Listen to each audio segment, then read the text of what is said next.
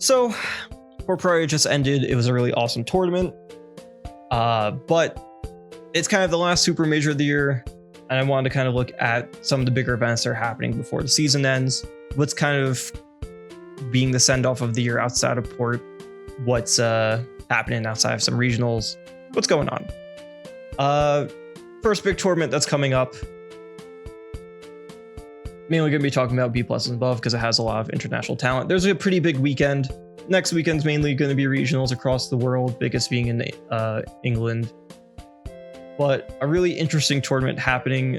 It's like not in the Louvre, but kind of in the Louvre. I don't remember exactly. It's called Hall of Frames in France. It's a small 120 entry tournament, but it's very, very top heavy and has a lot of international guests invited.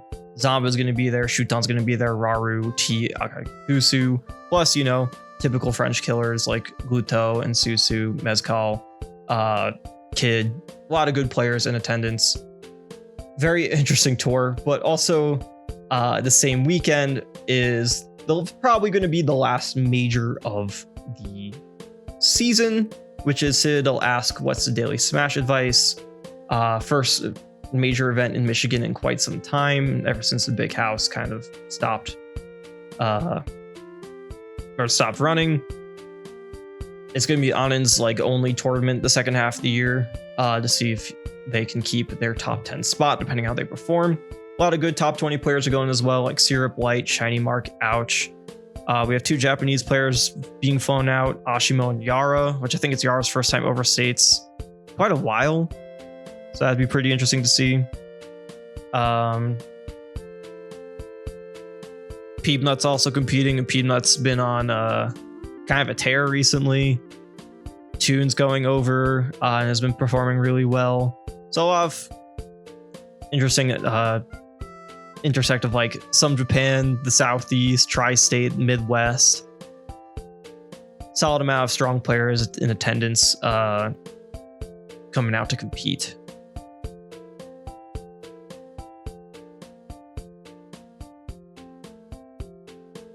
He was at Genesis X IRC. I mean, that's a long time. It's either the Genesis or like that one CEO he just spawned at. It was the last time he was overseas. I don't remember which.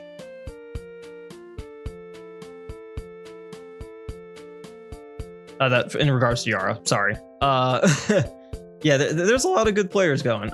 Should be a really fun event. Very A tiers to me are the tournaments that are like always gonna have the most wacky, insane things happening. So I think you're gonna get a very interesting potential top 8 with the players going, and it's always like you see the high level, mid level really prove themselves and cause big upsets at these kinds of events. But yeah, cool to see Michigan get its major. All right, really the Great Lakes in general, it feels like outside of Riptide haven't been able to get a super big event going. So it's cool to see this happening. There's really not really a favorite, I think, for who could win the whole event. I think there's a lot of people here who can.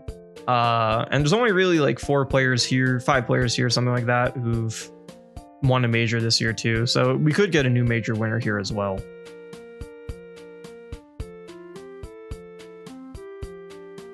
Outside of that, there is a Sumabato happening the same weekend, but with so many international players not really in or so many Japanese players going to international tournaments instead. Like I said, Ashimo and Yara are here. T, Akakusu, Shuton, Raru are in France. This one's not going to be as stacked, but there is going to be at least a pretty sizable Japanese event happening too, with Rocky, Goryoka, Mildna, Shion, Kaninabe, Mark, Daigoro, a bunch of pretty strong players all in attendance. But definitely not going to be the biggest Sumabato in terms of top talent.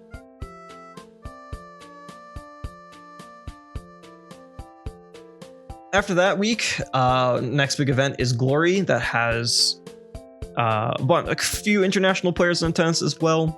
Europe has a lot of B+ this time frame, and Glory is looking pretty sizable. You have Leo and Ashimo traveling to Spain, as well as Big Boss and Gact. Outside of that, usual EU affair. We'll see Lugi again, who's been like on a major top 8 streak for a while now. Doesn't attend a lot, but has always put up big performances. So curious to see how he does here.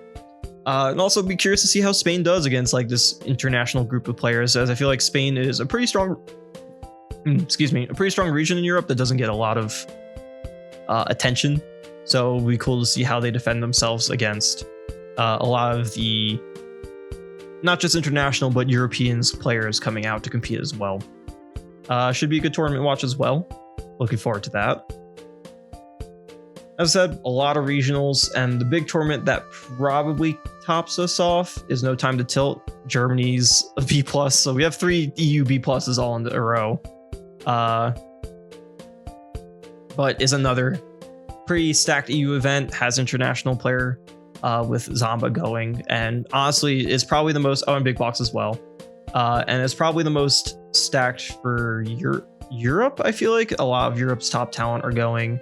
A lot of Eastern Germany too, so they get to see a different side of EU compete here compared to words are hard. The other 2 events, you got Austria, Denmark, and the Nordic countries coming out too. So yeah, that's kind of how the season ending. There might be a Sumabato in December that isn't listed that might also be in here. I don't know if it's later or not. I'm not sure.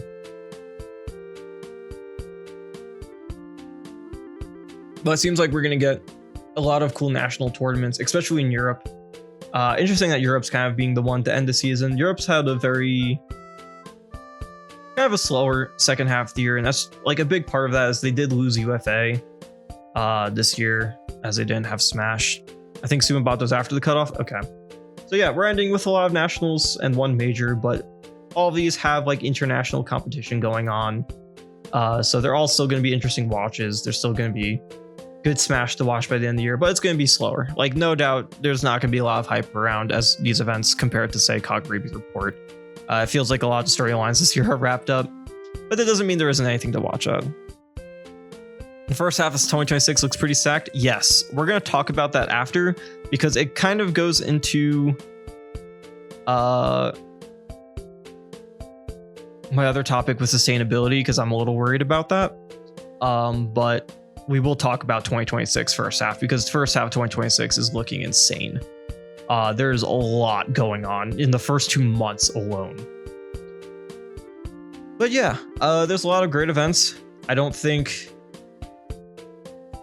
there'll be another major after Citadel unless like No Time to Tilt just locks in and flies out top 10 players. I don't know.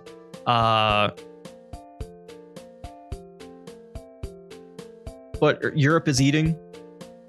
US is kind of eating too, with their only major left of the season. We got 1 to close things out. And that's it. After that, we hit the cap and we put out a full year ranking, which is, well, I say we, but I'm not really part of the rankings. I help put out the full year ranking. I think what I might do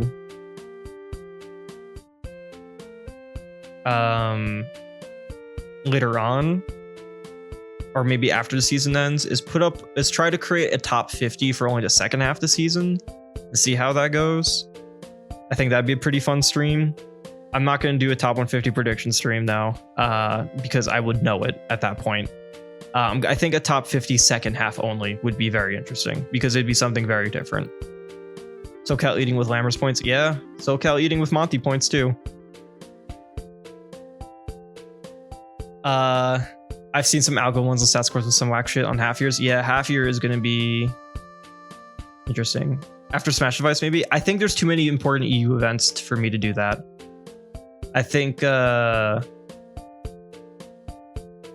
like someone can go foolish at like 2 to 3 of these events and it could impact some things. So like it would be after probably No Time to Tilt, because I don't think there's anything happening after that.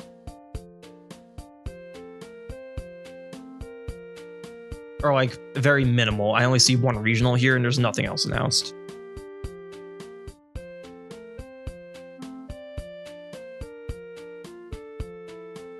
But yeah, that's kind of it for that season. Pretty pretty interesting time. I feel like this year's been a pretty good one so far too. Yo, Cruzy, welcome, welcome. Welcome to my Yap session where I talk about things that happen in Smash. I already talked about Luminosity earlier, sorry if you missed it. But thank you for stopping by.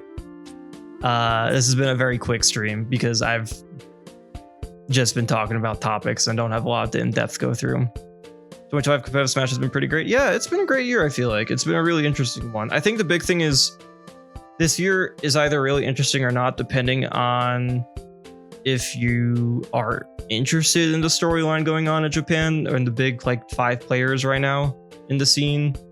If you're not, then it's definitely a tougher one, that's for sure. Especially as the US scene's been in a slight decline, and we'll definitely talk about it. But yeah, it's been, I think it's still a good year in its twilight years. I think a lot of interesting stuff's happening. I think there's a lot this year that set the stage for next year to be very interesting. I think the potential addition of South America being a factor now is crazy. I think most unique major winners too. Yeah, it's very competitive.